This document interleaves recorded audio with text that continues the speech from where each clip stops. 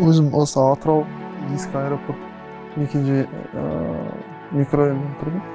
Туып өстім. 20 жасыма дейін сол жерде өстім. 9 май балдар болып ойнап далада асыр салып ойнап жүріп, үзіліп тұрған провод сымын ұстап, сол қолына айырылып.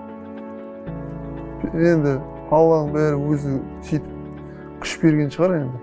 Ондай болған жоқ, мен әлі шейін өз-өзімді мүгедекпін, анаумын, мынаумын деп санамаймын. Бәрі біледі. Қалай болдым, солай жүріп баратырмын.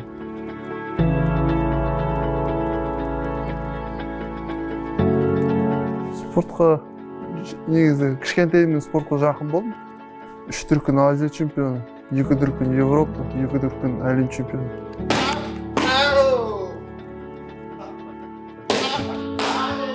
Ең бірінші жеңісім осы Қазақстанда Спартакиада деген халықаралық жарыстарда ең бірінші Европа чемпионатын өткем. Европа чемпионаты ол 16 жылы Варшава қаласында, Польшада өткен. Италияда Бари қаласында Европа чемпионатын өткем 19 жылы. Ол кезде енді қуанышты болдым.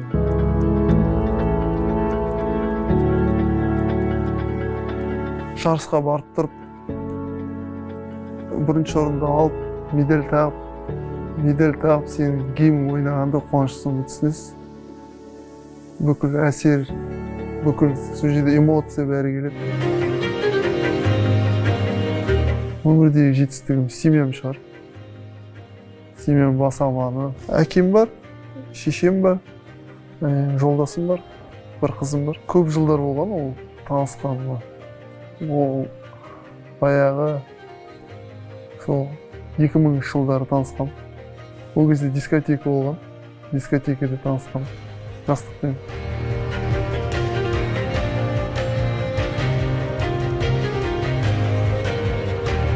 Жалпы өмірден алам мотивацияны. Адамдарға қарап өмір сүргім келеді.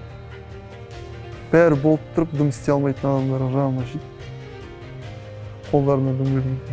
Қазіргі сау жас балдар бар ғой, соларға қолдарына жұмыс жоқ, анау-мынау, жетмешесі түгел, соларға жаным ашиды. Қарап тұрсаң, қазір түрлі спортсмендер, түрлі жарым жандар бар. Қолдарынан жетмешесі түгел болмаса да, түрлі жағдайларды халықаралық дәрежеде өзін мойындатып жүрген.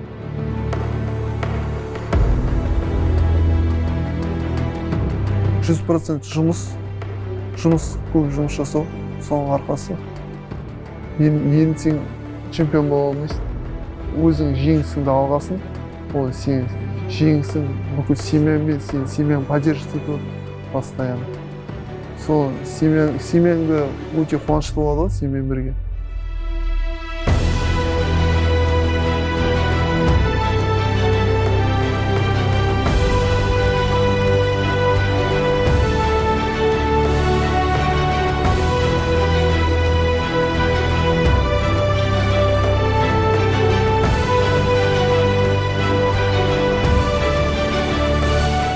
Арманым қазіргі